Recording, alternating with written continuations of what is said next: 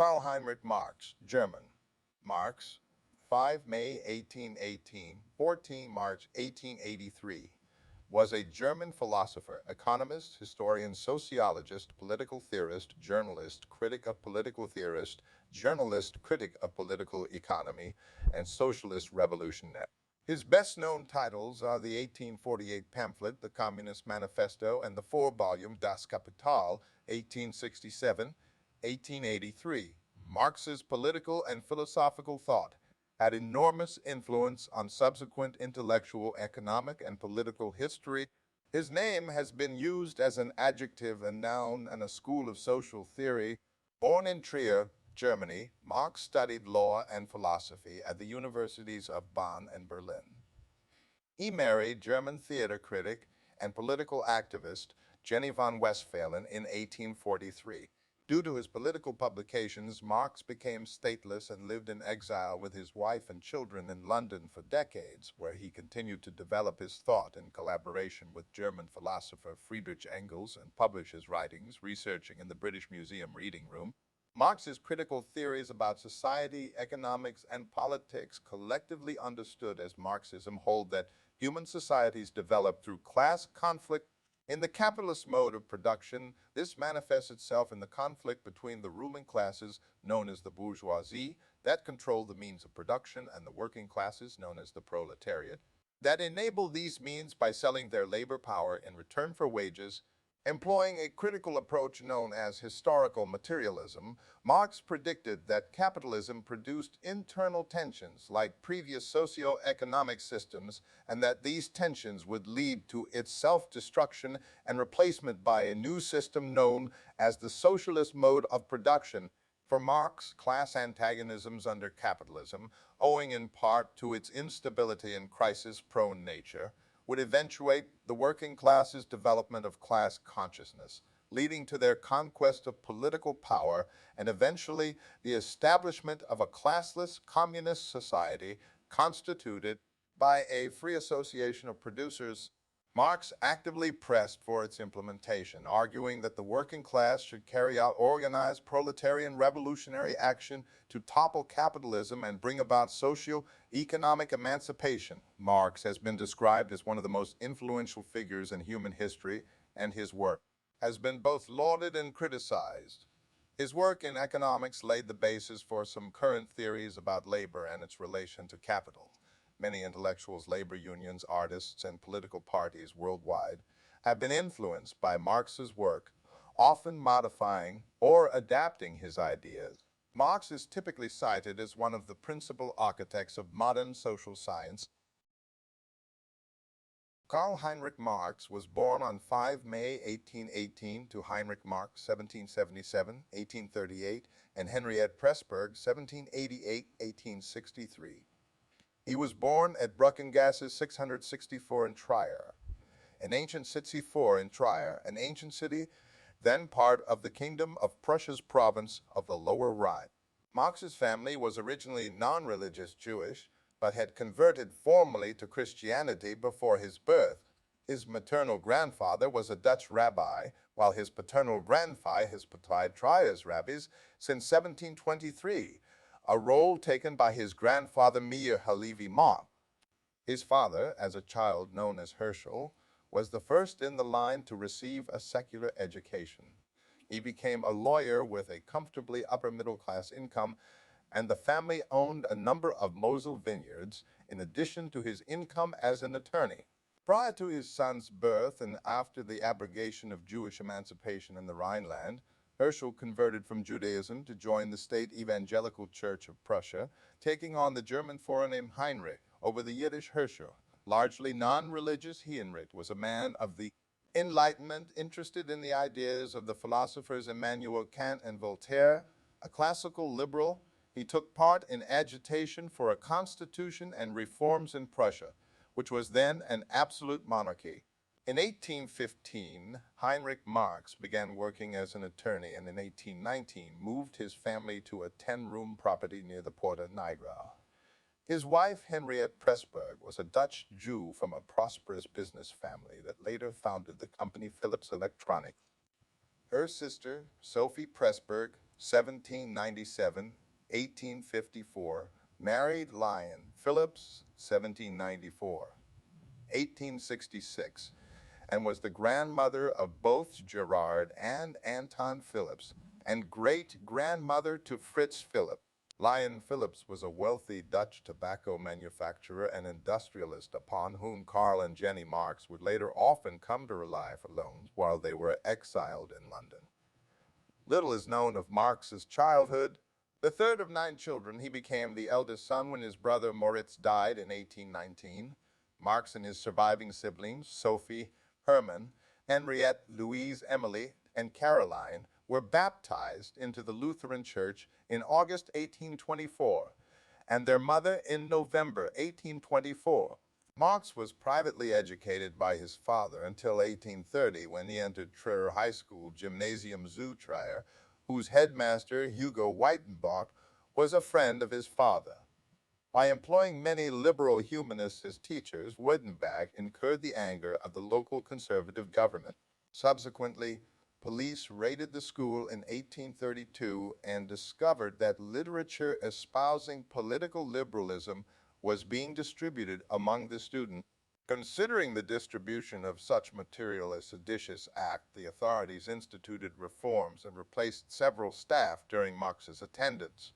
In October 1835, at the age of 16, Marx traveled to the University of Bonn, wishing to study philosophy and literature, but his father insisted on law as a more practical field. Due to a condition referred to as a weak chest, Marx was excused from military duty when he turned 18. While at the university at Bonn, Marx joined the Poets Club, a group containing political radicals that were monitored by the police. Marx also joined the Trier Tavern Club drinking society, German, Landsmannschaft der Trevereiner, where many ideas were discussed, and at one point he served as the club's co-president.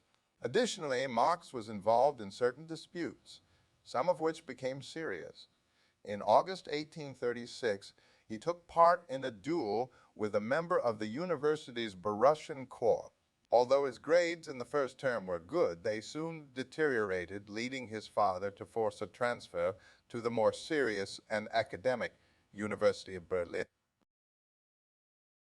Spending summer and autumn 1836 in Trier, Marx became more serious about his studies and his life. He became engaged to Jenny von Westphalen, an educated member of the petty nobility who had known Marx since childhood. As she had broken off her engagement with a young aristocrat to be with Marx, their relationship was socially controversial owing to the differences between their religious and class origins. But Marx befriended her father, Ludwig von Westphalen, a liberal aristocrat, and later dedicated his doctoral thesis to him. 7 years after their engagement, on 19 June 1843, they married in a Protestant church in Kreuznach. In October 1836, Marx arrived in Berlin, matriculating in the university's faculty of law and renting a room in the Mittelstrasse.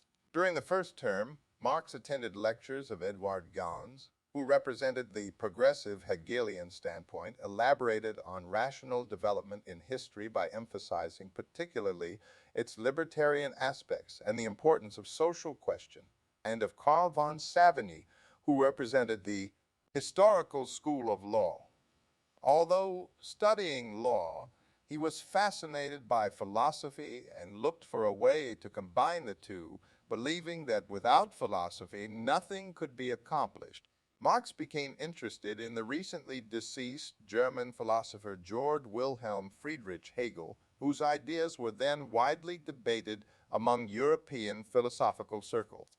During a convalescence in Strahlo, he joined the Doctor Club, a student group which discussed Hegelian ideas, and through them became involved with a group of radical thinkers known as the Young Hegelians in 1837.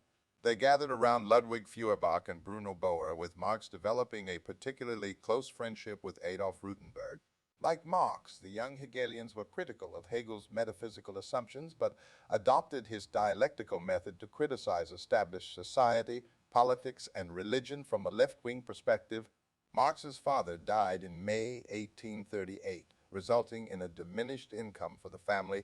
Marx had been emotionally close to his father and treasured his memory after his death. By 1837, Marx was writing both fiction and nonfiction, having completed a short novel, Scorpion and Felix, a drama à l'anime, as well as a number of love poems dedicated to his wife. None of this early work was published during his lifetime. The love poems were published posthumously in the collected works of Karl Marx and Friedrich Engels. Volume 1. Marx soon abandoned fiction for other pursuits, including the study of both English and Italian art history and the translation of Latin classics. He began cooperating with Bruno Bauer on editing Hegel's Philosophy of Religion in 1840.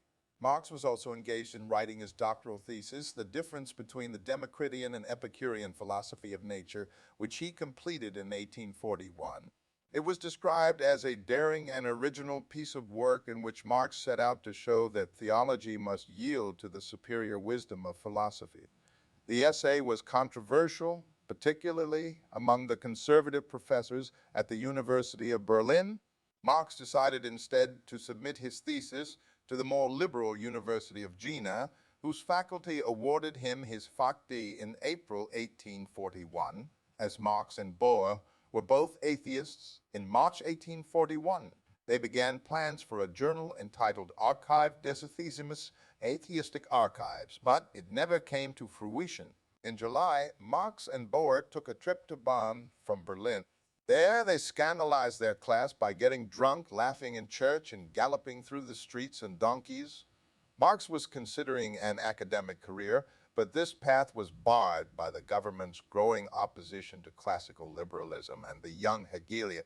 Marx moved to Cologne in 1842, where he became a journalist, writing for the radical newspaper Rheinische Zeitung, Rhineland News, expressing his early views on socialism and his developing interest in economics. Marx criticized right-wing European governments as well as figures in the liberal and socialist movements, whom he thought ineffective or counterproductive.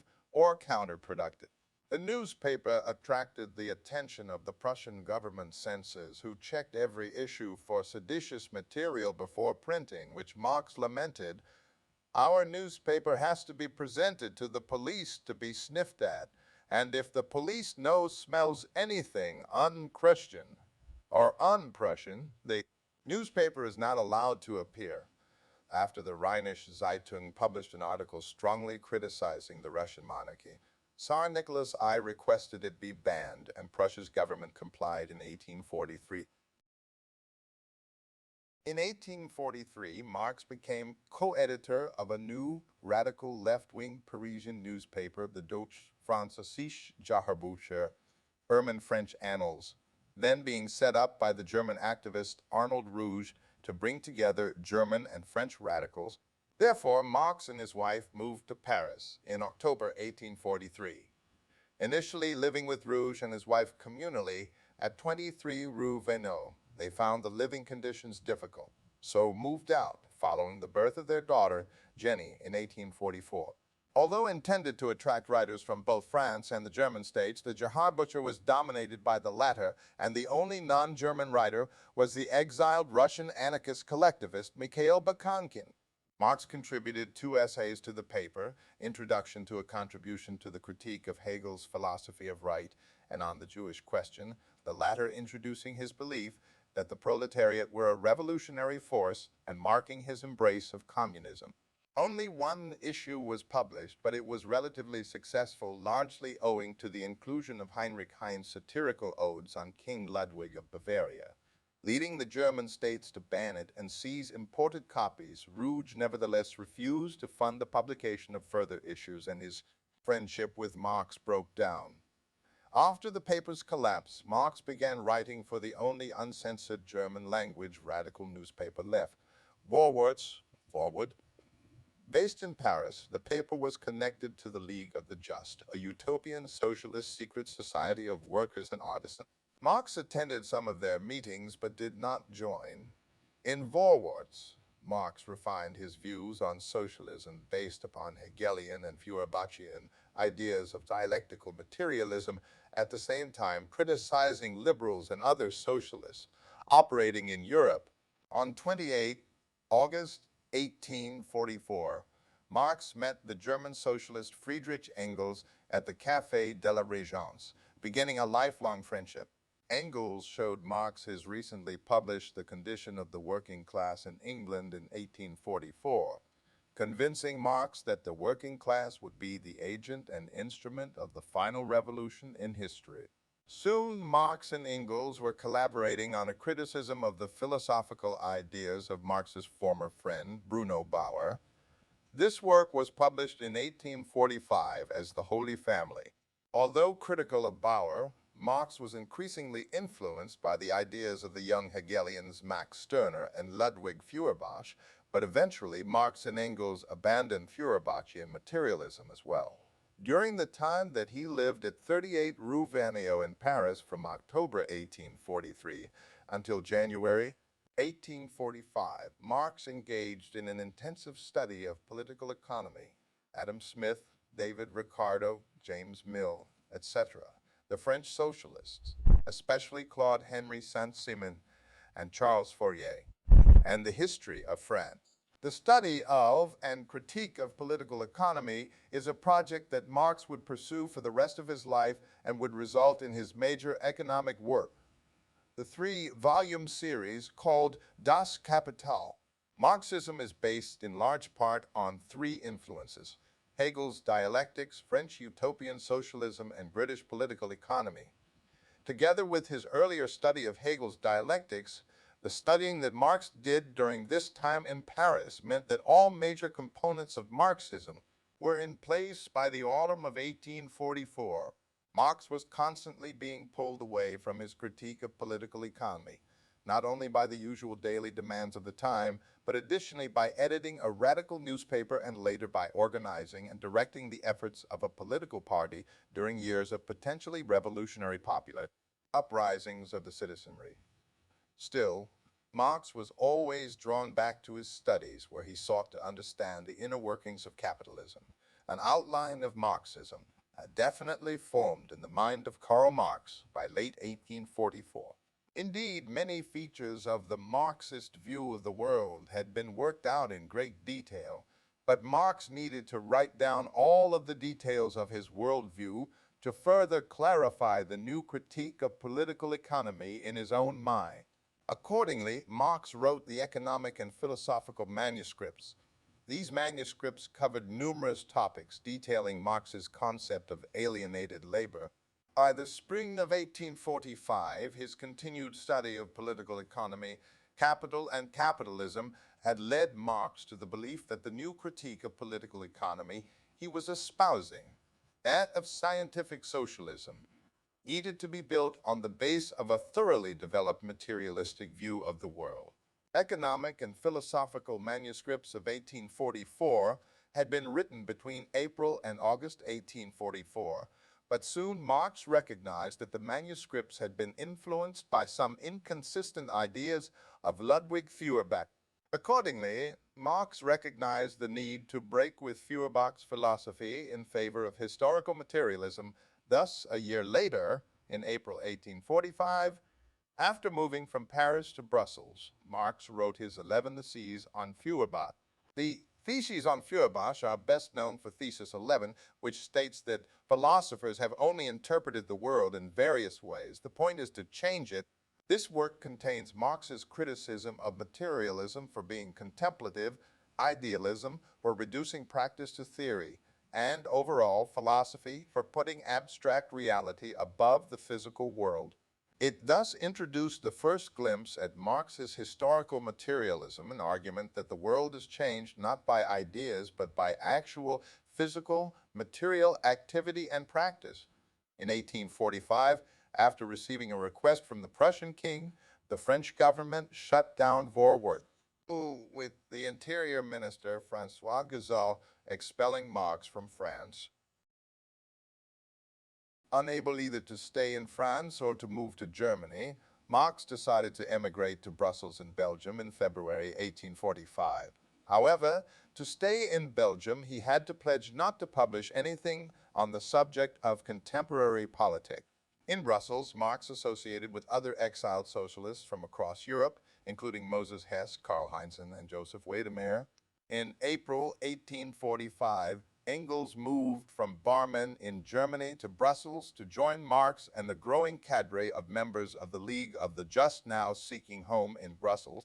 Later, Mary Burns, Engels' longtime companion, left Manchester, England to join Engels in Brussels.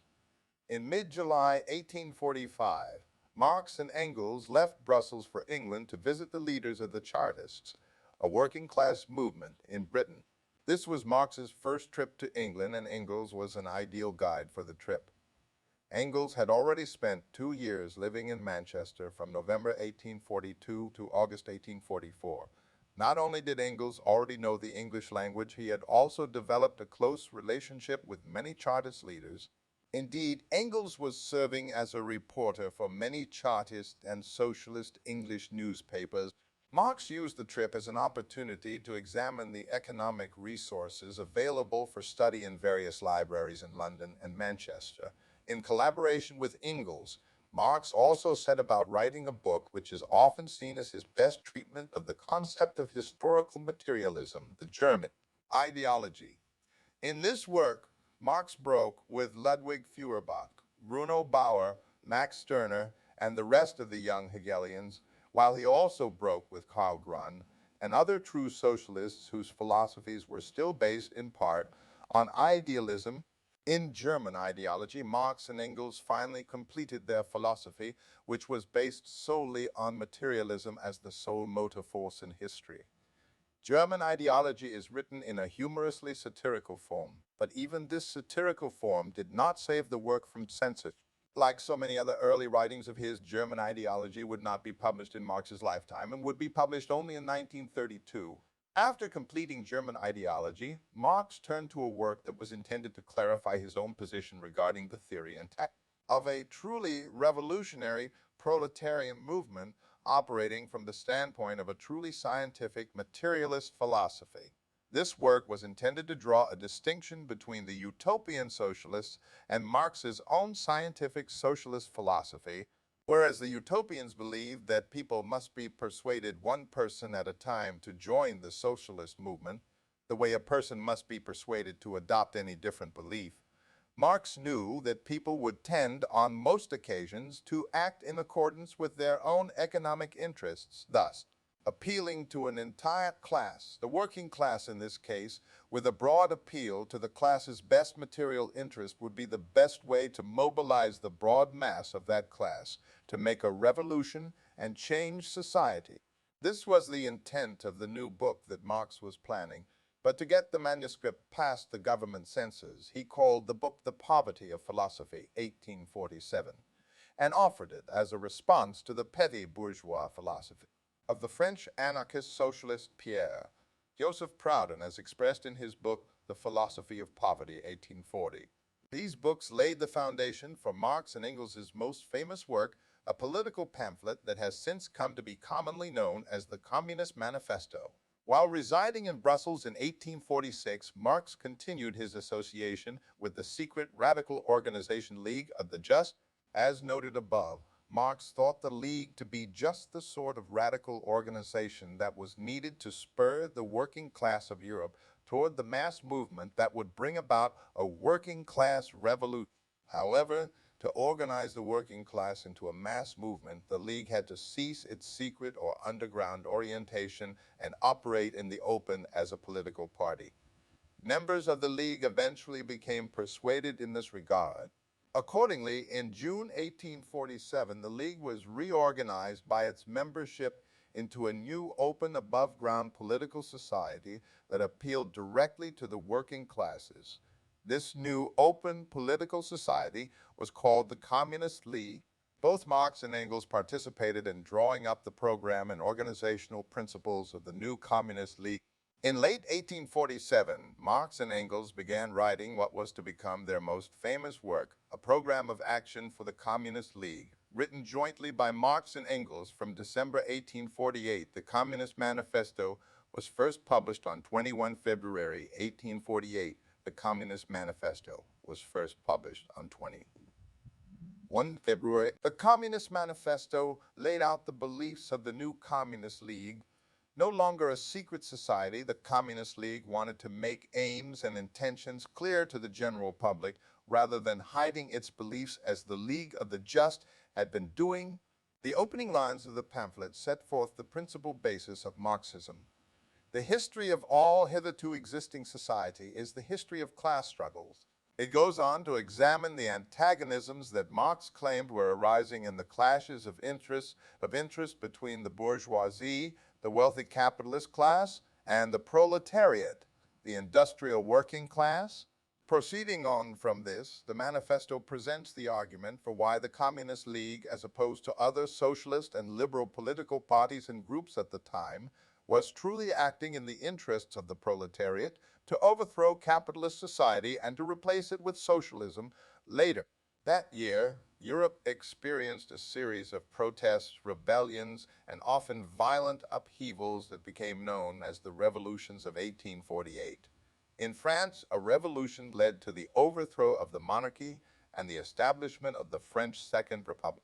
Marx was supportive of such activity and having recently received a substantial inheritance from his father, withheld by his uncle Lionel Phillips, since his father's death in 1838, of either 6,000 or 5,000 francs, he allegedly used a third of it to arm Belgian workers who were planning revolutionary action. Although the veracity of these allegations is disputed, the Belgian Ministry of Justice accused Marx of it, subsequently arresting him, and he was forced to flee back to France, where, with a new Republican government in power, he believed that he would be safe. Temporarily settling down in Paris, Marx transferred the Communist League executive headquarters to the city and also set up a German workers' club with various German socialists living there. Hoping to see the revolution spread to Germany in 1848, Marx moved back to Cologne, where he began issuing a handbill entitled The Demands of the Communist Party in Germany, in which he argued for only 4 of the 10 points of the Communist Manifesto, believing that in Germany at that time, the bourgeoisie must overthrow the feudal monarchy and aristocracy before the proletariat could overthrow the bourgeoisie.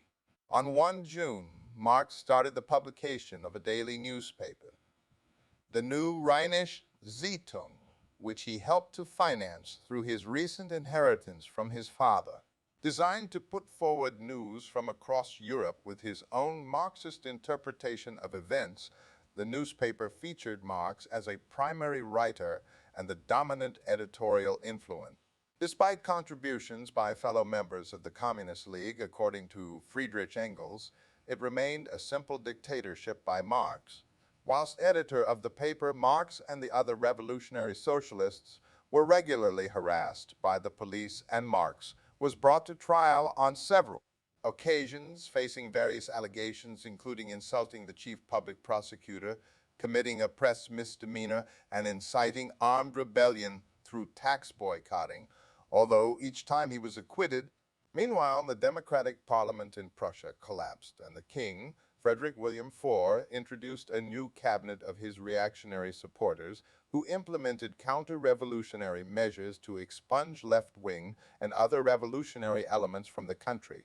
Consequently, the New Rheinische Zeitung was soon suppressed and Marx was ordered to leave the country on 16 May. Marx returned to Paris, which was then under the grip of both a reactionary counter-revolution and a cholera epidemic, and was soon expelled by the city authorities, who considered him a political threat. With his wife Jenny expecting their 4th child, and with Marx not able to move back to Germany or Belgium in August 1849, he sought refuge in London. Marx moved to London in early June 1849 and would remain based in the city for the rest of his life. The headquarters of the Communist League also moved to London.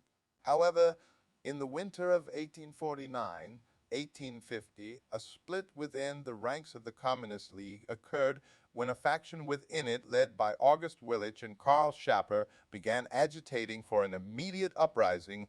Willich and Schapper believed that once the Communist League had initiated the uprising, the entire working class from across Europe would rise spontaneously to join it, thus creating revolution across Europe. Marx and Engels protested that such an unplanned uprising on the part of the Communist League was adventuristic and would be suicide for the Communist League. Such an uprising as that recommended by the Schapper-Willich group would easily be crushed by the police and the armed forces of the reactionary governments of Europe. Marx maintained that this would spell doom for the Communist League itself, arguing that changes in society are not achieved overnight through the efforts and willpower of a handful of men. They are instead brought about through a scientific analysis of economic conditions of society and by moving toward revolution through different stages of social development. In the present stage of development, circa 1850, following the defeat of the uprisings across Europe in 1848, he felt that the Communist League should encourage the working class to unite with progressive elements of the rising bourgeoisie to defeat the feudal aristocracy on issues involved. Demands for governmental reform, such as a constitutional republic with freely elected assemblies and universal male suffrage. In other words, the working class must join with bourgeois and democratic forces to bring about the successful conclusion of the bourgeois revolution before stressing the working class agenda and a working class revolution. After a long struggle that threatened to ruin the Communist League, Marx's opinion prevailed, and eventually the Willich-Schapper group left the Communist League. Meanwhile, Marx also became heavily involved with the Socialist German Workers' Educational Society. The society held their meetings in Great Windmill Street, Soho, central London's entertainment district. This organization was also racked by an internal struggle between its members, some of whom followed Marx while others followed the Schapper-Willich faction. The issues in this internal split were the same issues raised in the internal split within the Communist League, but Marx lost the fight with the Schapper-Willich faction within the German Workers' Educational Society, and on 17 September 1850 resigned from the society. In the early period in London, Marx committed himself almost exclusively to his studies, such that his family endured extreme poverty. His main source of income was Engels, whose own source was his wealthy industrialist father. In Prussia, as editor of his own newspaper and contributor to others ideologically aligned, Marx could reach his audience, the working classes. In London, without finances to run a newspaper themselves, he and Engels turned to international journalism. At one stage, they were being published by 6 newspapers from England, the United States, Prussia, Austria, and South Africa. Marx's principal earnings came from his work as European correspondent from 1852 to 1862 for the New York Daily Tribune, 17, and from also producing articles for more bourgeois newspapers. Marx had his articles translated from German by Wilhelm Peiper until his proficiency in English had become adequate. The New York Daily Tribune had been founded in April 1841 by Horace Greeley. Its editorial board contained progressive bourgeois journalists and publishers, among them George Ripley and the journalist Charles Dana, who was editor-in-chief. Dana, a Fourierist and an abolitionist, was Marx's contact. The Tribune was a vehicle for Marx to reach a transatlantic public, such as for his hidden warfare against Henry Charles Carey. The journal had wide working-class appeal from its foundation. At 2 cents, it was inexpensive, and with about 50,000 copies per issue, its circulation was the widest in the United States. 14, its editorial ethos was progressive, and its anti-slavery stance reflected Greeley's. 82, Marx's first article for the paper on the British parliamentary elections was published on 21 August 1852. On 21 March 1857, Dana informed Marx that due to the economic recession, only 1 article a week would be paid for, only if published or not. The others would be paid for only if published. Marx had sent his articles on Tuesdays and Fridays, but that October the Tribune discharged all its correspondents in Europe except Marx and B. Taylor and reduced Marx to a weekly article. Between September and November 1860, only 5 were published. After a 6-month interval, Marx resumed contributions from September 1861 until March 1862, when Dana wrote to inform him that there was no longer space in the Tribune for reports from London due to American domestic affairs. In 1868, Dana set up a rival newspaper, the New York Sun, at which he was editor-in-chief. In April 1857, Dana invited Marx to contribute articles mainly on military history to the New American Cyclopedia, an idea of George Ripley, Dana's friend and literary editor of the Tribune. In all, 67 Marx, Engels articles were published, of which 51 were written by Engels, although Marx did some research for them in the British Museum. By the late 1850s, American popular interest in European affairs waned and Marx articles turned to topics such as the slavery crisis and the outbreak of the American Civil War in 1861 and the war between the states. Between December 1851 and March 1852, Marx worked on his theoretical work about the French Revolution of 1848, titled The 18th Brumaire of Louis Napoleon. In this, he explored concepts in historical materialism, class struggle, dictatorship of the proletariat, and victory of the proletariat over the bourgeois state. The 1850s and 1860s may be said to mark a philosophical boundary distinguishing the young Marx Hegelian idealism and the more mature Marxist scientific ideology associated with structural Marxism. However, not all scholars accept this distinction. For Marx and Engels, their experience of the revolutions of 1848 to 1849 were formative in the development of their theory of economics and historical progression. After the failures of 1848, the revolutionary impetus appeared spent and not to be renewed without an economic recession. Contention arose between Marx and his fellow communists, whom he denounced as adventurous. Marx deemed it fanciful to propose that willpower could be sufficient to create the revolutionary conditions when in reality the economic component was the necessary requisite.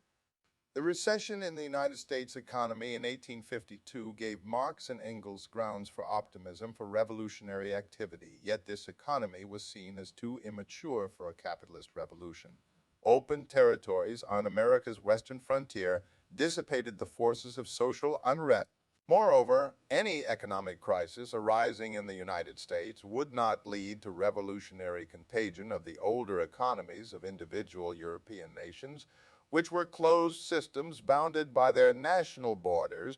When the so-called Panic of 1857 in the United States spread globally, it broke all economic theory models and was the first truly global economic crisis. Financial necessity had forced Marx to abandon economic studies in 1844 and give 13 years to working on other projects.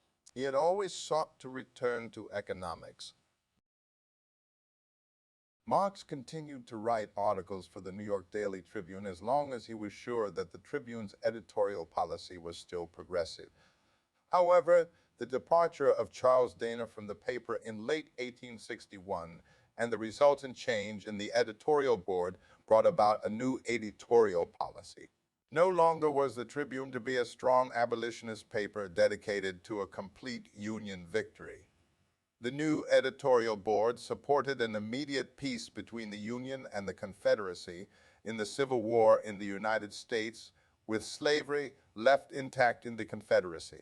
Marx strongly disagreed with this new political position and in 1863 was forced to withdraw as a writer for the Tribune. In 1864, Marx became involved in the International Working Men's Association, also known as the First International, to whose General Council he was elected at its inception in 1864. In that organization, Marx was involved in the struggle against the anarchist wing centered on Mikhail Bakunin, 1814-1876. Although Marx won this contest, the transfer of the seat of the General Council from London to New York in 1872, which Marx supported, led to the decline of the International. The most important political event during the existence of the International was the Paris Commune of 1871, when the citizens of Paris rebelled against their government and held the city for 2 months. In response to the bloody suppression of this rebellion, Marx wrote one of his most famous pamphlets, The Civil War in France, a defense of the Commune. Given the repeated failures and frustrations of workers' revolutions and movements, Marx also sought to understand and provide a critique suitable for the capitalist mode of production and hence spent a great deal of time in the reading room of the British Museum studying. By 1857, Marx had accumulated over 800 pages of notes and short essays on capital, landed property, wage labor, the state and foreign trade, and the world market, though this work did not appear in print until 1939 under the title Outlines of the Critique of Political Economy. In 1859, Marx published a contribution to the Critique of Political Economy, his first serious critique of political economy. This work was intended merely as a preview of his three-volume Das Kapital, English title, Critique of Political Economy, which he intended to publish at a later date. In a contribution to the Critique of Political Economy, Marx began to critically examine axioms and categories of economic thinking. The work was enthusiastically received and the edition sold out quickly. The successful sales of a contribution to the Critique of Political Economy stimulated Marx in the early 1860s to finish work on the three large volumes that would compose his major life's work, Das Kapital and the Theories of Surplus Value, which discussed and critiqued the theoreticians of political economy, particularly Adam Smith and David Ricardo. Theories of Surplus Value is often referred to as the fourth volume of Das Kapital and constitutes one of the first comprehensive treatises on the history of economic thought. In 1867, the first volume of Das Kapital was published, a work which critically analyzed capital. Das Kapital proposes an explanation of the laws of motion, of the mode of production from its origins to its future by describing the dynamics of the accumulation of capital with topics such as the growth of wage labor, the transformation of the workplace, capital accumulation, competition, the banking system, the tendency of the rate of profit to fall, and land rents, as well as how wage labor continually reproduce the rule of capital.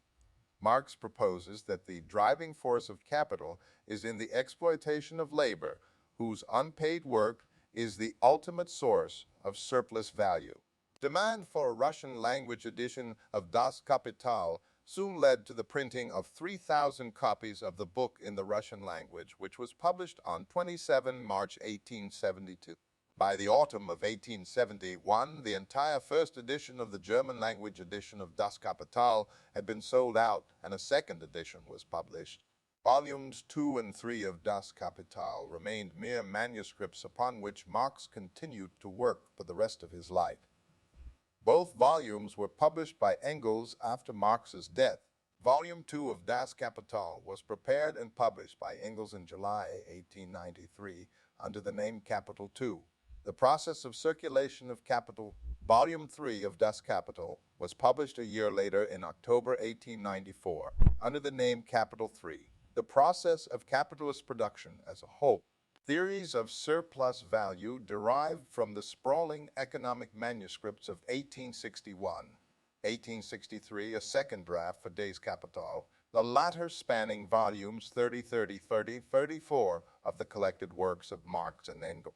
Specifically, Theories of Surplus Value runs from the latter part of the collected works' 30th volume through the end of their 32nd volume. Meanwhile, the larger economic manuscripts of 1861, 1863 run from the start of the collected works' 30th volume through the first half of their 34th volume. The latter half of the collected works' 34th volume consists of the surviving fragments of the economic manuscripts of 1863, 1864, which represented a third draft for Das Kapital, and a large portion of which is included as an appendix to the Penguin edition of Das Kapital, Volume I. A German-language abridged edition of Theories of Surplus Value was published in 1905 and in 1910. This abridged edition was translated into English and published in 1951 in London, but the complete unabridged edition of Theories of Surplus Value was published as the fourth volume of Das Kapital in 1963 and 1971 in Moscow. During the last decade of his life, Marx's health declined and he became incapable of the sustained effort that had characterized his previous work. He did manage to comment substantially on contemporary politics, particularly in Germany and Russia. His critique of the Gotha program opposed the tendency of his followers Wilhelm Liebknecht and August Bebel to compromise with the state socialist ideas of Ferdinand Lassalle in the interest of a united socialist party. This work is also notable for another famous Marx quote, "From each according to his ability, to each according to his need," in a letter to Vera Zasulich dated 8 March 1881. Marx contemplated the possibility of Russia's bypassing the capitalist stage of development and building communism on the basis of the common ownership of land characteristic of the village mir. While admitting that Russia's rural commune is the fulcrum of social regeneration in Russia, Marx also warned that in order for the mir to operate as a means for moving straight to the socialist stage without a preceding capitalist stage, it would first be necessary to eliminate the deleterious influences which are assailing at the rural commune from all sides. Given the elimination of these pernicious influences, Marx allowed that normal conditions of spontaneous development of the rural commune could exist. However, in the same letter to Vera Zasulich, he points out that at the core of the capitalist system lies the complete separation of the producer from the means of production. In one of the drafts of this letter, Marx reveals his growing passion for anthropology, motivated by his belief that future communism would be a return on a higher level to the communism of our prehistoric past. He wrote that the historical trend of our age is the fatal crisis which capitalist production has undergone in the European and American countries, where it has reached its highest peak, a crisis that will end in its destruction, in the return of modern society to a higher form of the most archaic type, collective production and appropriation. He added that the vitality of primitive communities was incomparably greater than that of Semitic, Greek, Roman, etc. societies, and a fortiori, that of modern capitalist society.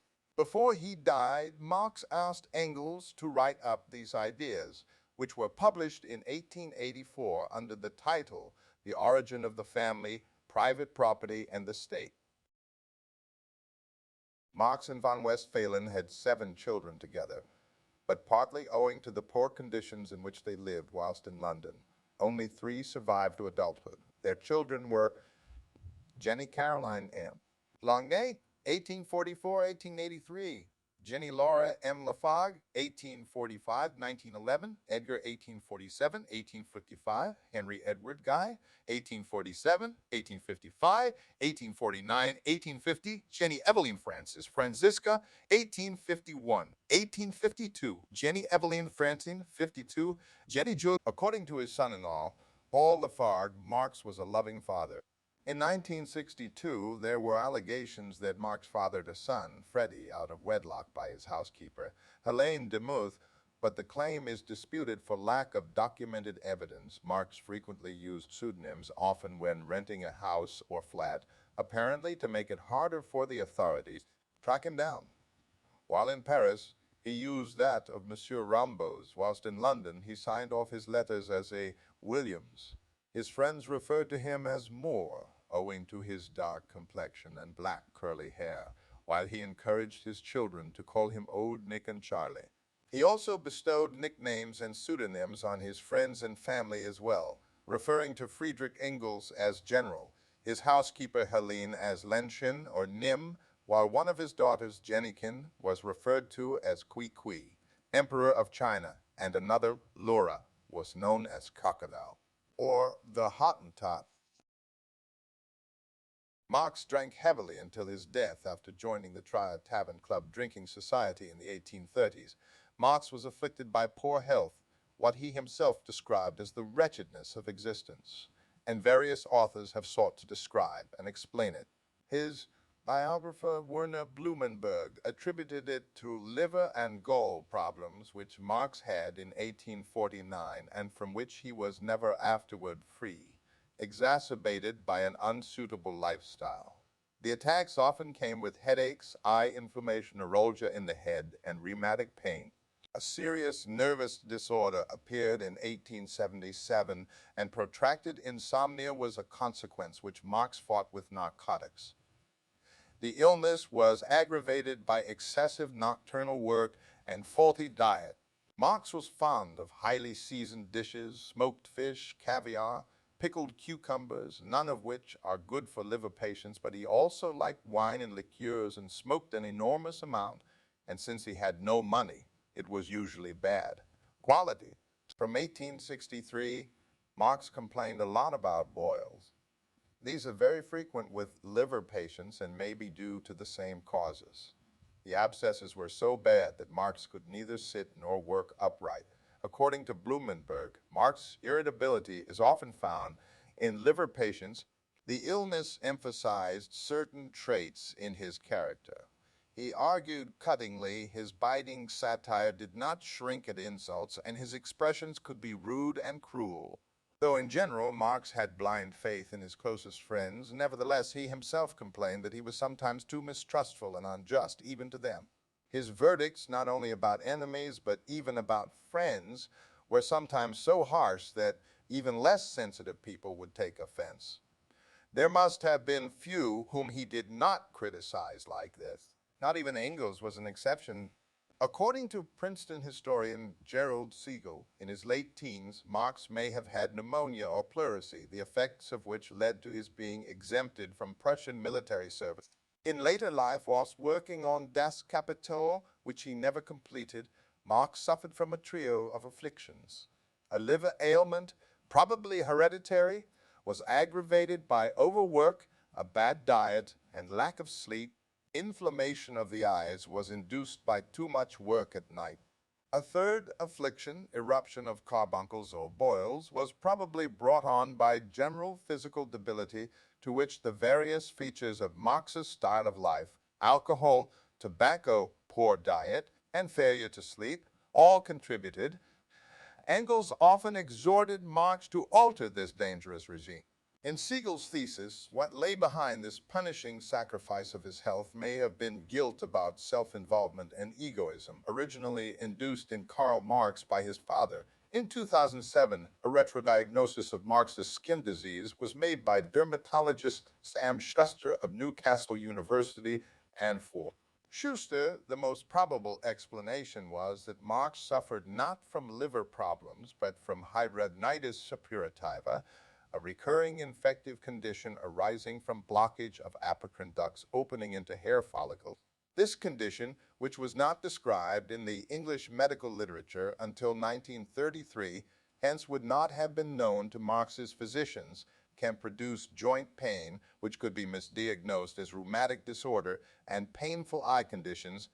To arrive at his retrodiagnosis, Schuster considered the primary material the Marx correspondence published in the 50 volumes of the Marx-Engels collected works. There, although the skin lesions were called furuncles, boils, and carbuncles by Marx, his wife, and his physicians, they were too persistent, recurrent, destructive, and site-specific for that diagnosis. The sites of the persistent carbuncles were noted repeatedly in the armpits, groins, perianal, genital, penis, and scrotum, and suprapubic regions and inner thighs, favored sites of hidradenitis suppurativa. Professor Schuster claimed the diagnosis can now be made definitively.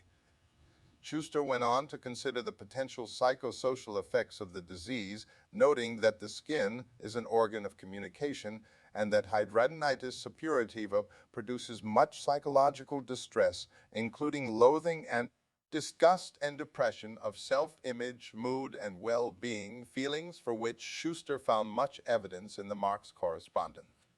Professor Schuster went on to ask himself whether the mental effects of the disease affected Marx's work and even helped him to develop his theory of alienation.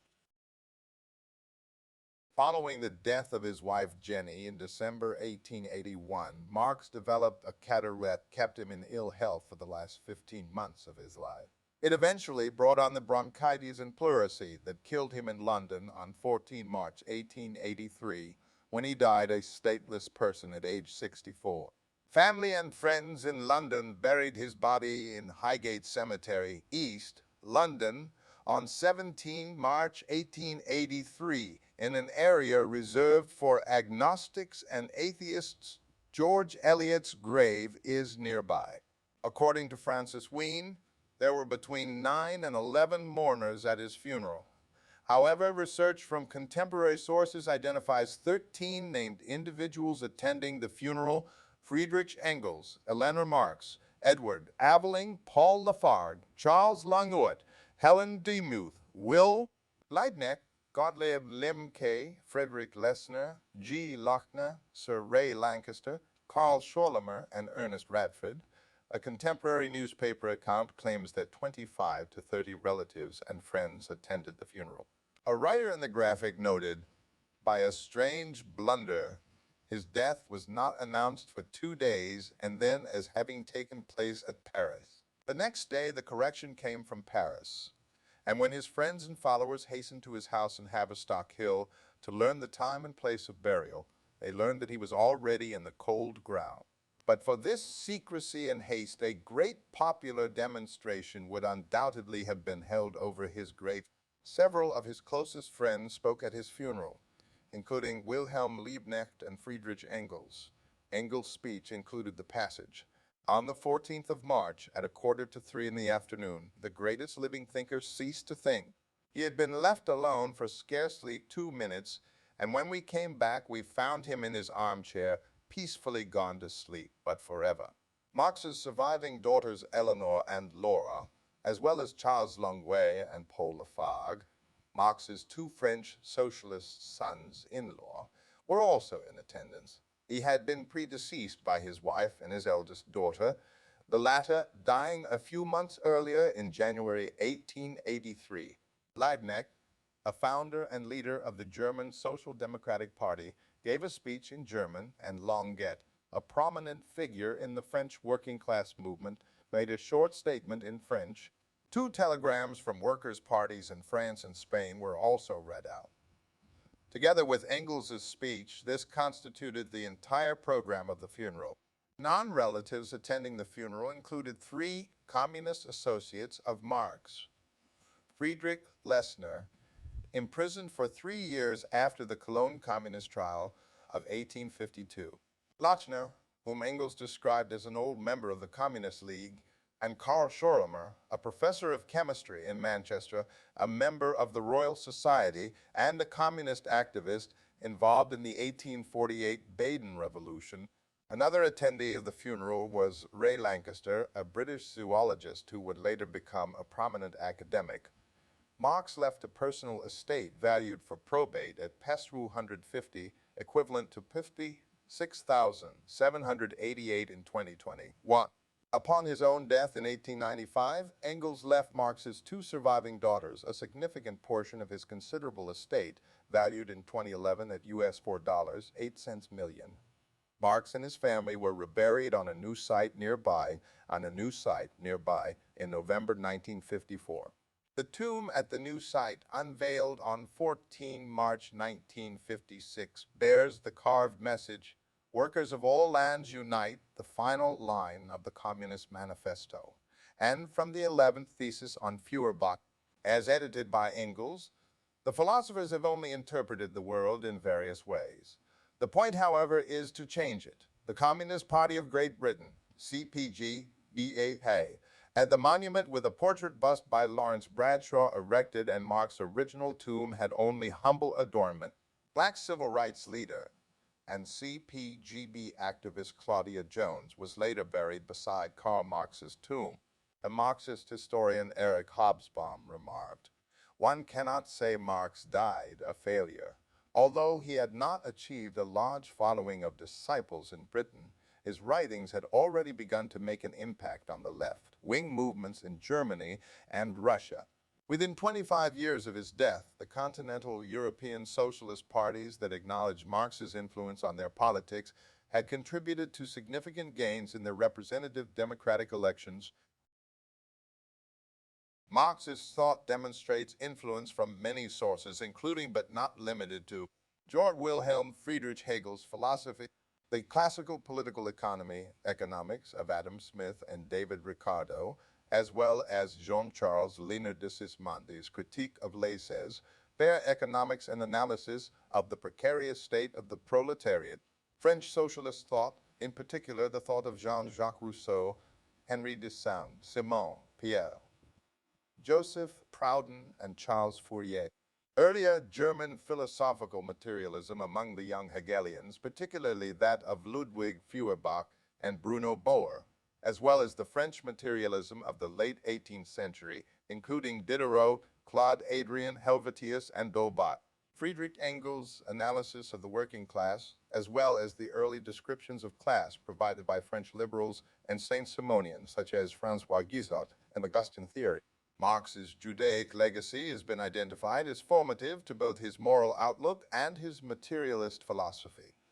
Marx's view of history, which came to be called historical materialism, controversially adapted as the philosophy of dialectical materialism by Engels and Lenin, certainly shows the influence of Hegel's claim that one should view reality and history dialectically.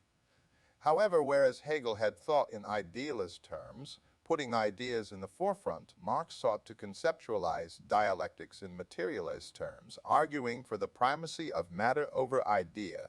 Where Hegel saw the spirit as driving history, Marx saw this as an unnecessary mystification, obscuring the reality of humanity and its physical action shaping the world. He wrote that Hegelianism stood the movement of reality on its head, and that one needed to set it upon its feet. Despite his dislike of mystical terms, Marx used Gothic language in several of his works. In the Communist Manifesto, he proclaims a specter is haunting Europe. The specter of communism, all the powers of old Europe have entered into a holy alliance to exorcise this specter, and in the Kapital, he refers to capital as necromancy that surrounds the products of labor. Though inspired by French socialist and sociological thought, Marx criticized utopian socialists, arguing that their favored small-scale socialistic communities would be bound to marginalization and poverty, and that only a large-scale change in the economic system could bring about real change. Other important contributions to Marx's revision of Hegelianism came from Engels's book, The Condition of the Working Class in England in 1844, which led Marx to conceive of the historical dialectic in terms of class conflict, and to see the modern working class as the most progressive force for revolution, as well as from the social democrat Friedrich Wilhelm Schulz, who in Die Bewegung der Production described the movement of society as flowing from the contradiction between the forces of production and the mode of production. Marx believed that he could study history and society scientifically, discerning tendencies of history and thereby predicting the outcome of social conflicts. Some followers of Marx therefore concluded that a communist revolution would inevitably occur. However, Marx famously asserted in the 11th of his theses on Feuerbach that philosophers have only interpreted the world in various ways. The point, however, is to change it, and he clearly dedicated himself to trying to alter the world. Marx's theories inspired several theories and disciplines of future, including but not limited to contemporary critique of political economy, Kondratiev wave and Kuznets swing, theory of underconsumption, creative destruction, crisis theory, quantitative economic history, world systems theory. Marx's polemic with other thinkers often occurred through critique, and thus he has been called the first great user of critical method in social sciences. He criticized speculative philosophy, equating metaphysics with ideology. By adopting this approach, Marx attempted to separate key findings from ideological biases. This set him apart from many contemporary philosophers,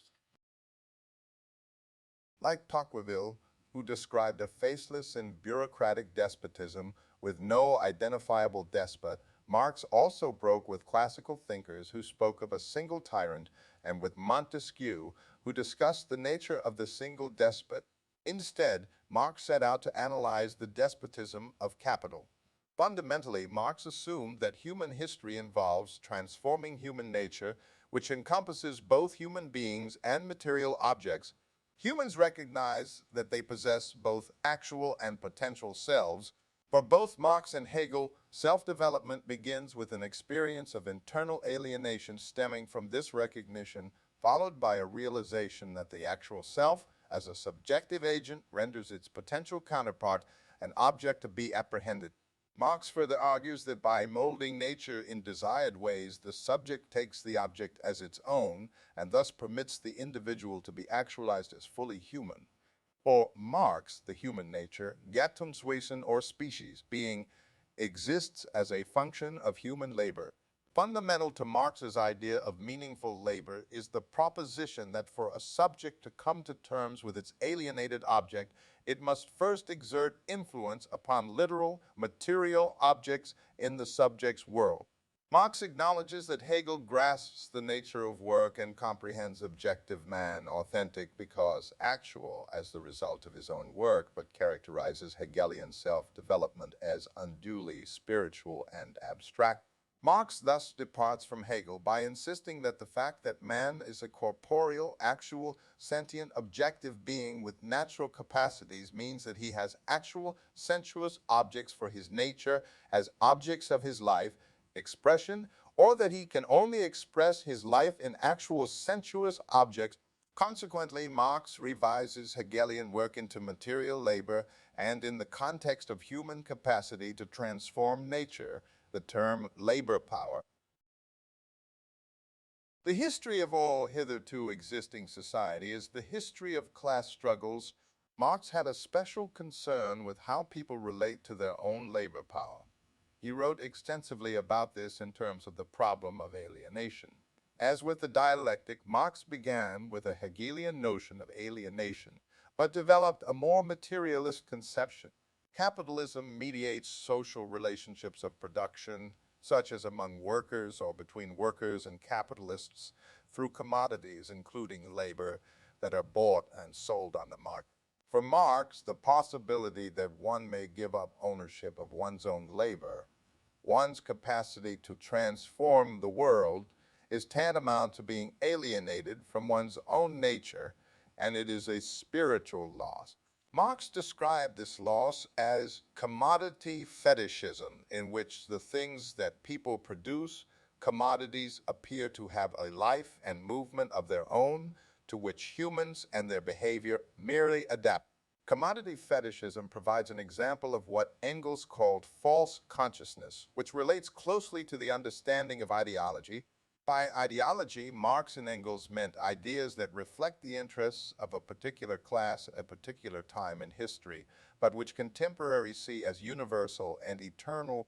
Marx and Engels' point was not only that such beliefs are at best half-truths, as they serve an important political function. Put another way, the control that one class exercises over the means of production include not only the production of food or manufactured goods, but also the production of ideas. This provides one possible explanation for why members of a subordinate class may hold ideas contrary to their own interests. An example of this sort of analysis is Marx's understanding of religion, summed up in a passage from the preface to his 1843 contribution to the critique of Hegel's philosophy of right. Religious suffering is at one and the same time the expression of real suffering and a protest against real suffering and a protest against real suffering. Religion is the sigh of the oppressed creature, the heart of a heartless world, and the soul of soulless conditions. It is the opium of the people. The abolition of religion as the illusory happiness of the people is the illusory happiness of the people, is the demand for their real happiness. To call on them to give up their illusions about their condition is to call on them to give up a condition that requires illusion, whereas his Gymnasium senior thesis at the Gymnasium zu Trier argued that religion had as its primary social aim the promotion of solidarity. Here, Marx sees the social function of religion in terms of highlighting, preserving political and economic status quo and inequality. Marx was an outspoken opponent of child labor, saying that British industries could but live by sucking blood, and children's blood too, and that us. Capital was financed by the capitalized blood of children.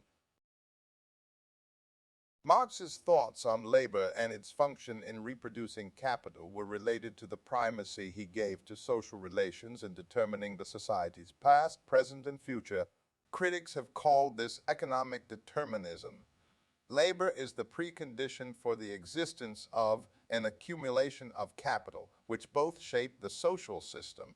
For Marx, social change was driven by conflict between opposing interests by parties situated in the historical situation of their mode of production. This became the inspiration for the body of works known as the conflict theory. In his evolutionary model of history, he argued that human history began with free, productive, and creative activities that was over time coerced and dehumanized, a trend most apparent under capitalism. Marx noted that this was not an intentional process, but rather due to the immanent logic of the current mode of production, which demands more human labor, abstract labor, to reproduce the social relationships of capital. The organization of society depends on means of production. The means of production are all things required to produce material goods, such as land, natural resources, and technology, but not human labor. The relations of production are the social relationships people enter into as they acquire and use the means of production. Together, these compose the mode of production, and Marx distinguished historical eras in terms of modes of production. Marx differentiated between base and superstructure, where the base or substructure is the economic system and superstructure is the economic system and superstructure is the cultural and political.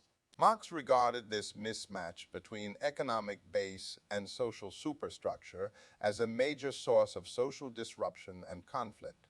Despite Marx's stress on the critique of capitalism and discussion of the new communist society that should replace it, his explicit critique is guarded, as he saw it as an improved society compared to the past ones, slavery and feudalism. Marx never clearly discusses issues of morality and justice, but scholars agree that his work contained implicit discussion of those concepts. Marx's view of capitalism was two-sided. On one hand, in the 19th century's deepest critique of the dehumanizing aspects of this system, he noted that defining features of capitalism include alienation, exploitation, and recurring cyclical depressions leading to mass unemployment. On the other hand, he characterized capitalism as revolutionizing, industrializing, and universalizing qualities of development, growth, and progressivity, by which Marx meant industrialization, urbanization, technological progress, increased productivity and growth, rationality and scientific revolution that are responsible for progress and in contrast to earlier forms of society. Marx considered the capitalist class to be one of the most revolutionary in history because it constantly improved the means of production, more so than any other class in history, and was responsible for the overthrow of feudalism. Capitalism can stimulate considerable growth because the capitalist has an incentive to reinvest profits in new technologies and capital equipment. According to Marx, capitalists take advantage of the difference between the labor market and the market for whatever commodity the capitalist can produce. Marx observed that in practically every successful industry, input unit costs are lower than output unit prices. Marx called the difference surplus value and argued that it was based on surplus labor, the difference between what it costs to keep workers alive and what they can produce. Although Marx describes capitalists as vampires sucking workers' blood, he notes that drawing profit is by no means an injustice since Marx, according to Alan Wood, excludes any trans-epochal standpoint from which one can comment on the morals of such particular arrangements. Marx also noted that even the capitalists themselves cannot go against the system. The problem is the cancerous cell of capital, understood not as property or equipment, but the social relations between workers and owners, the selling and purchasing of labor power, the societal system, or rather mode of production in general. At the same time, Marx stressed that capitalism was unstable and prone to periodic crises. He suggested that over time, capitalists would invest more and more in new technologies and less and less and less and less in labor. Since Marx believed that profit derived from surplus value appropriated from labor, he concluded that the rate of profit would fall as the economy grew. Marx believed that increasingly severe crises would punctuate this cycle of growth and collapse. Moreover, he believed that in the long term, this process would enrich and empower the capitalist class and impoverish the proletariat. In Section 1 of the Communist Manifesto, Marx describes feudalism, capitalism, and the role internal social contradictions play in the historical process. We see then the means of production and of exchange on whose foundation the bourgeoisie built itself up were generated in feudal society. At a certain stage in the development of these means of production and of exchange, the conditions under which feudal society produced and exchanged, the feudal relations of property became no longer compatible with the already developed productive forces. They became so many fetters. They had to be burst asunder. They were burst asunder. Into their place stepped free competition, accompanied by a social and political constitution adapted in it, and the economic and political sway of the bourgeois class. A similar movement is going on before our own eyes. The productive forces at the disposal of society no longer tend to further the development of the conditions of bourgeois property. On the contrary, they have become too powerful for these conditions by which they are fettered, and so soon as they overcome these fetters, they bring order into the whole of bourgeois society, endanger the existence of bourgeois property.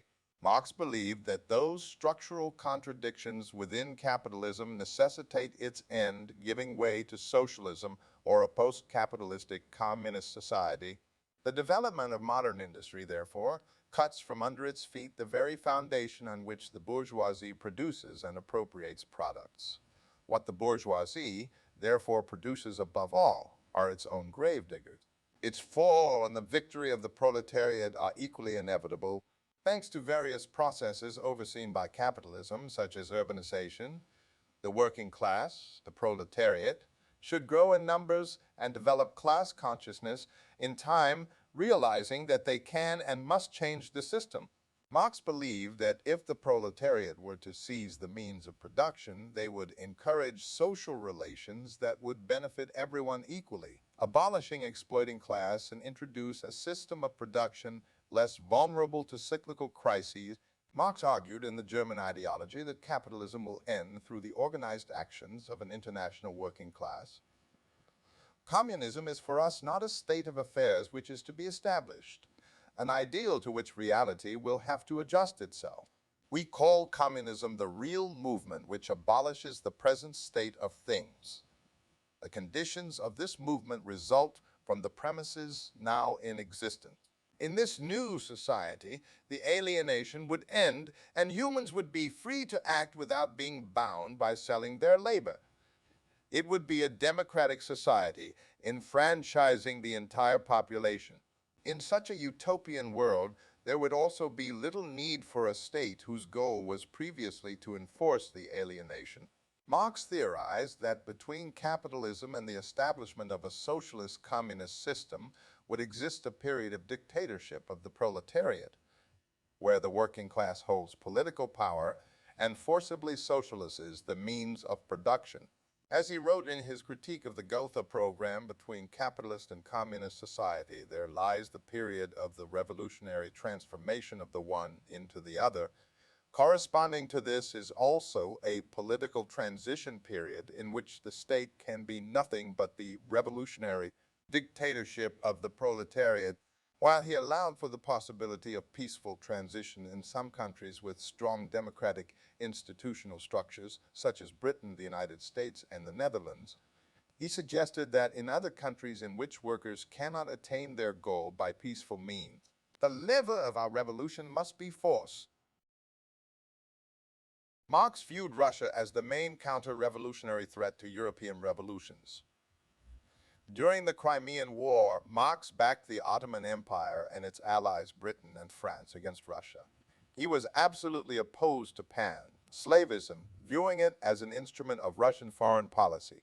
Marx had considered the Slavic nations, except Poles, as counter-revolutionary. Marx and Engels published in the Neue Rheinische Zeitung in February 1849 to the sentimental phrases about brotherhood which we are being offered here on behalf of the most counter-revolutionary nations of Europe. We reply that hatred of Russians was and still is the primary revolutionary passion among Germans. That since the revolution of 1848, hatred of sex and Croats has been added and that only by the most determined use of terror against these Slav peoples can we, jointly with the Poles and Magyars, safeguard the revolution.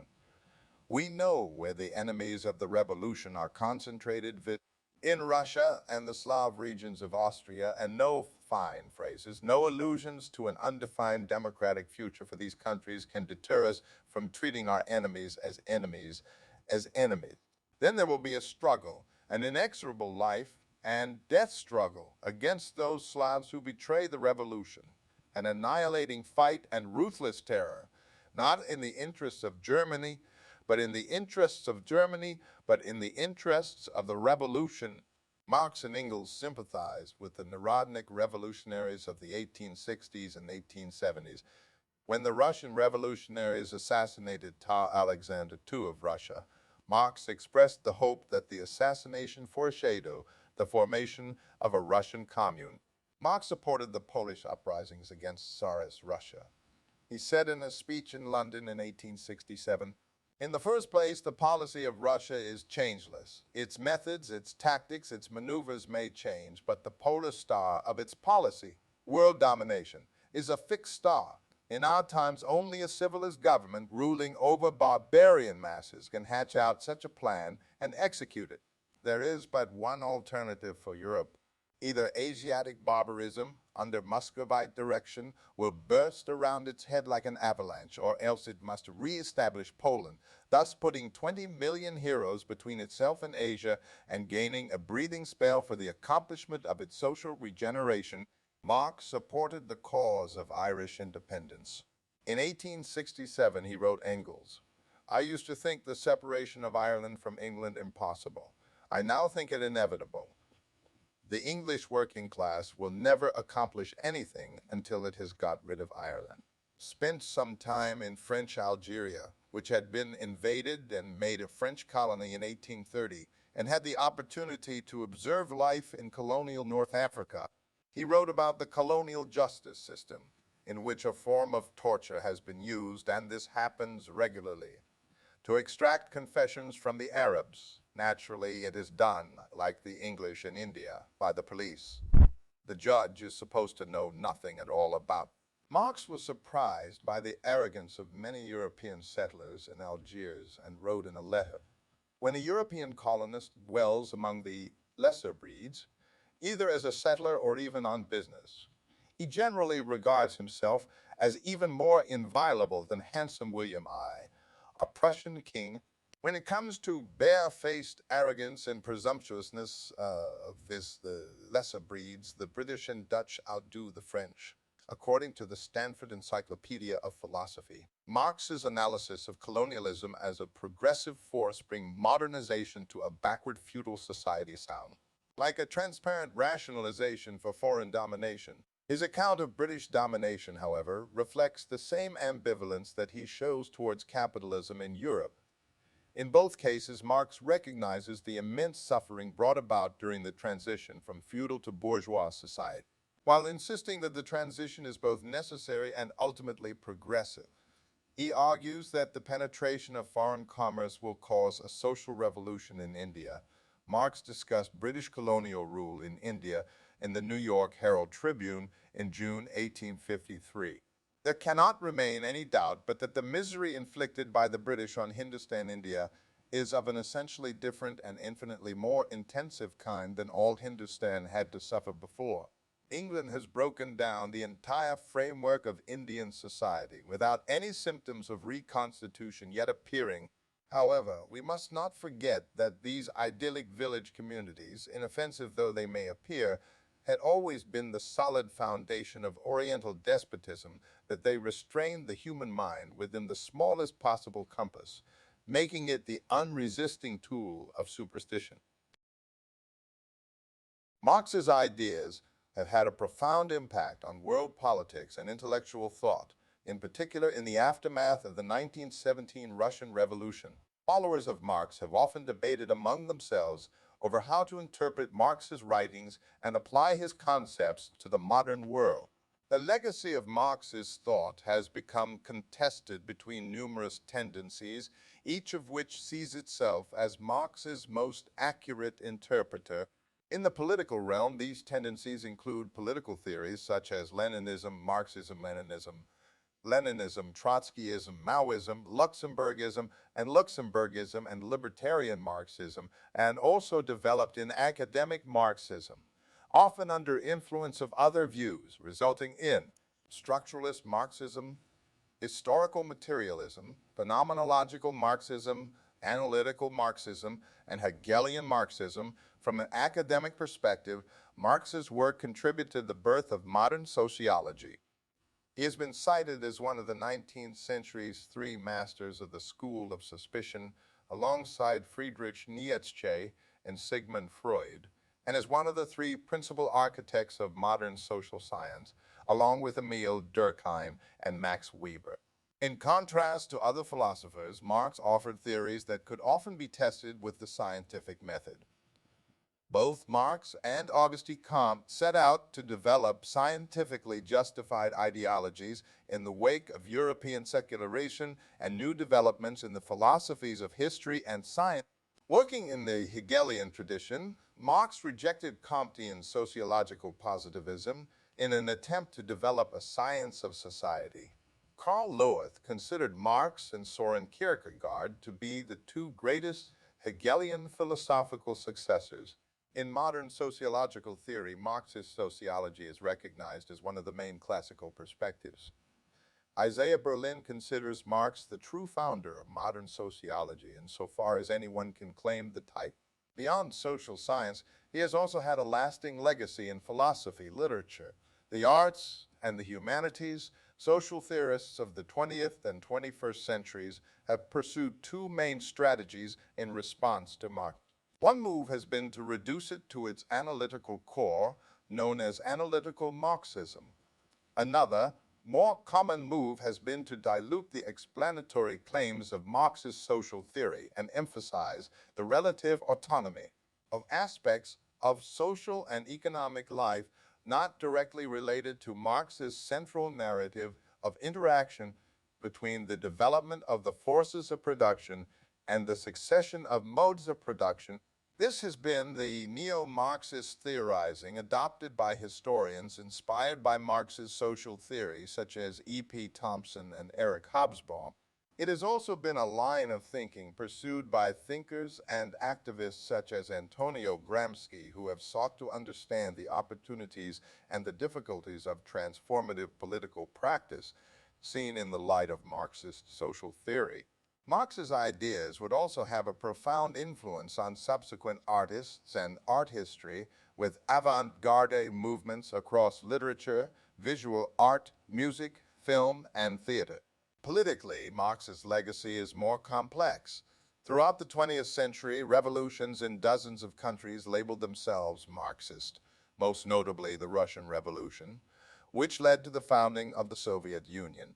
Major world leaders, including Vladimir Lenin, Mao Zedong, Fidel Castro, Salvador Allende, Joseph Broz Tito, Kwame Nkrumah, Jawaharlal Nehru, Nelson Mandela, Xi Jinping, Jean-Claude Juncker, and Thomas Sankara, have all cited Marx as an influence. Beyond where Marxist revolutions took place, Marx's ideas have informed political parties worldwide. In countries associated with Marxism, some events have led political opponents to blame Marx for millions of deaths, while others argue for a distinction between the legacy and influence of Marx specifically and the legacy and influence of those who have shaped his ideas for political purposes. Arthur Lipow describes Marx and his collaborator Friedrich Engels as the founders of modern revolutionary democratic socialism. Marx remains both relevant and controversial. In May 2018, to mark the bicentenary of his birth, a 4.5-inch statue of him by leading Chinese sculptor Wu Weishan, donated by the Chinese government, was unveiled in his birthplace of Trier. The then European Commission President Jean-Claude Juncker defended Marx's memory, saying that today Marx stands for things which he is not responsible for and which he didn't cause because many of the things he wrote down were redrafted into the opposite.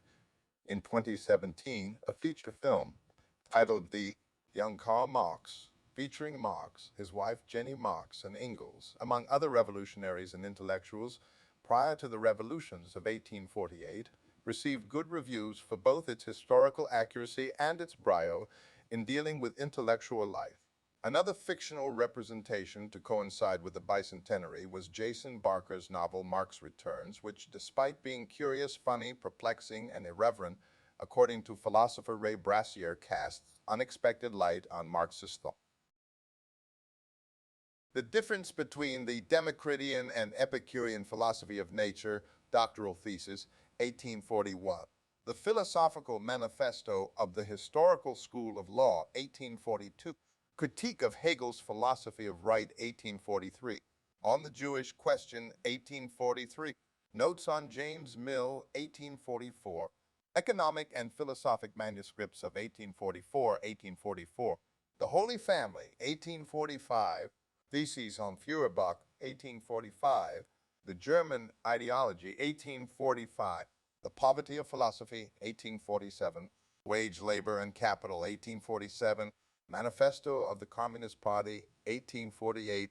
The Class Struggles in France, 1850. The 18th Brumaire of Louis Napoleon, 1852. Grundrisse, Foundations of a Critique of Political Economy, 1857. A Contribution to the Critique of Political Economy, 1859. Writings on the U.S. Civil War, 1861. Theories of Surplus Value, posthumously published by Kautsky, 3 volumes, 1862. Value, Price, and Profit, 1865. Capital, Volume I. A Critique of Political Economy, the Process of Production of Capital, Das Kapital, 1867. The Civil War in France, 1871. Critique of the Gotha Program, 1875. Notes on Adolf Wagner, 1883. Das Kapital, Volume 2, posthumously published by Engels, 1885.